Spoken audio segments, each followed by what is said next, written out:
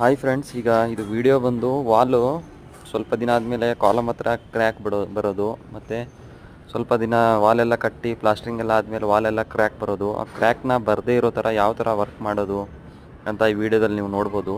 ನೋಡಿ, cement ಮೋಟ್ರನ್ನ first ಕಾಲಮ್ಗೆ ರಫಾಗಿ ಹಾಕ್ಕೋಬೇಕು. ಹಾಕ್ಕೊಂಬಿಟ್ಟು ಇವಾಗ ನೋಡಿ, ಈಗ ಮೇಸ್ತ್ರಿ ಎಷ್ಟು ನೀಟಾಗಿ ಮಾಡ್ತಾಯಿದ್ದಾರೆ. ಆದರೆ ಮೋಟ್ರು ನಮ್ಮದು ಬ್ರಿಕ್ ಎಲ್ಲ ಹಾಕಾದ್ಮೇಲೆ ಮೋಟ್ರ್ ಎಷ್ಟು ದಪ್ಪ ಹಾಕಬೇಕು, ಸೊ ಅದನ್ನೆಲ್ಲ ನೀವು ವಿಡಿಯೋದಲ್ಲಿ ನೋಡಿಬಿಟ್ಟು ತಿಳ್ಕೊಬೋದು.